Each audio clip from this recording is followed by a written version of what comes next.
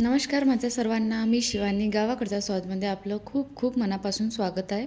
तर आज मी तुमच्यासोबत शेअर करणार आहे पारंपरिक पद्धतीने बनणारी सांबार वडीची रेसिपी, ज्याला आपण पुडाची वडी पण सुद्धा म्हणतो. त्यासाठी काय करायचं, मिक्सरच्या भांड्यामध्ये 7 ते 8 मिरच्या घेतल्या मी आणि लसणाच्या कढया व थोडंसं जिरं घातलं. यामध्ये तुम्ही मिरच्या कमी जास्त करू शकता. तुम्हाला कमी तिखट आवडत असेल तर कमी करू शकता आणि जास्त आवडत असेल तर जास्त टाकू शकता. माझ्या घरी तिखट खाते एवढं म्हणून मी टाकलं.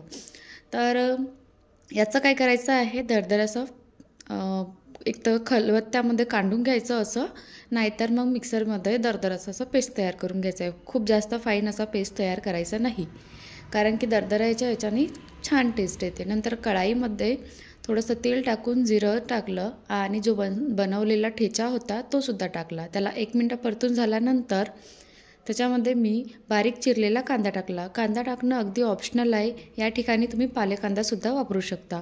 नंतर 2 चम्मचच्या आसपास मी खसखस टाकली आणि 2 चम्मचच्या आसपास तीळ टाकली. यालासुद्धा एखादा मिनटं परतून घेऊ आणि काही मसाले टाकू.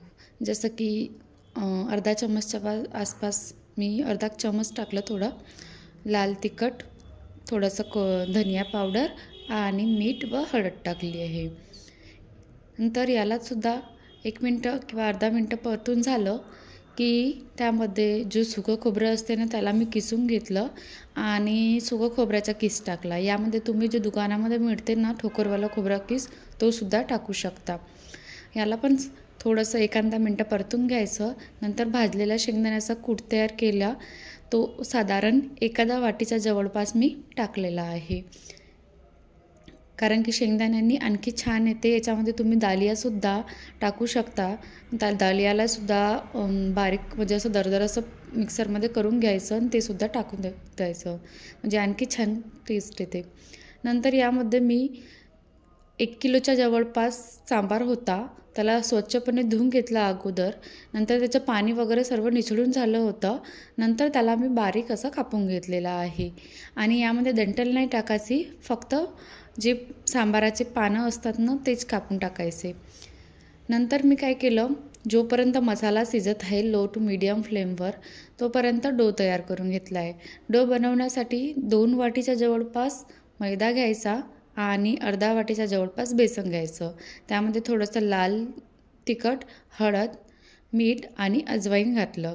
नंतर त्यामध्ये गरम केलेलं 2 ते 3 चम्मचच्या जवळपास तेल घातलेलं आहे. कडकडीत तेल टाकायचं मस्तपैकी, म्हणजे खस्त पण छान येते आणि कुरकुरीत होते वडी. चम्मचनी मिक्स करून घ्यायचं. गरम असताना हाताने मिक्स करायचं नाही. नंतर थोड्या वेळाने पूर्ण मैद्याला तेल लावून घ्यायचं आणि थोडं थोडं करून पाणी घालायचं.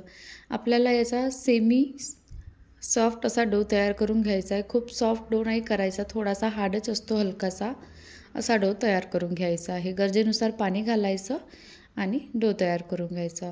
खूप खुसखुशीत आणि खूप मस्त, जशी आपल्याला दुकानामध्ये मिळते ना त्याच्यापेक्षा बेटर आपण घरी केली ना ती खायला खूप छान वाटते.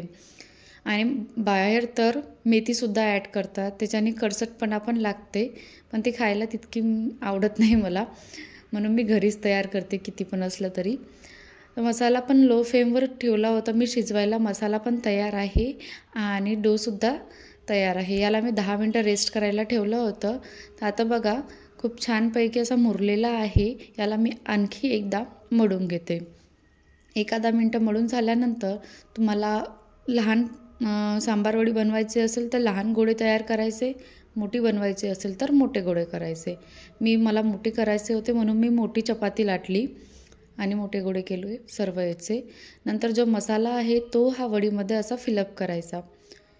तुम्ही जसं तुम्हाला भरता येत असेल वड्या, त्या पद्धतीने तुम्ही भरू शकता.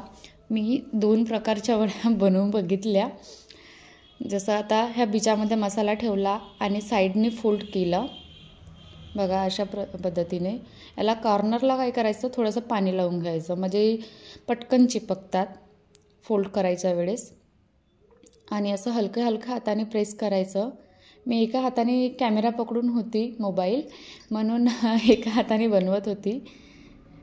अशा प्रकारे ही एक पद्धतीने बनवून बघायची.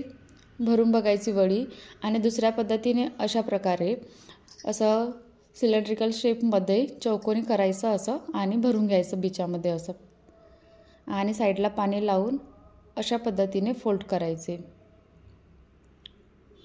तुम्हाला रोलमध्ये आवडत असेल तर त्या पद्धतीने पण तुम्ही फिलअप करू शकता वडी किंवा अशा स्क्वेअर शेपमध्ये सुद्धा फिलअप करू शकता। अशा प्रकारे वड्या तयार करून घ्यायचा आणि मीडियम टू लो फ्लेमवर गरम केलेल्या तेलामध्ये फ्राय करायला ठेवायचं। जोपर्यंत असा ब्राउनिश रेड कलर येत नाही तोपर्यंत फ्राय करून घ्यायचा। नंतर प्लेटमध्ये सर्व करायचं, गरमागरम मस्त खायचा। गरमागरम खायला खूप टेस्टी लागते। चला तर बनवून बघा आणि माझ्या चॅनेलला सबस्क्राईब करायला विसरू नका।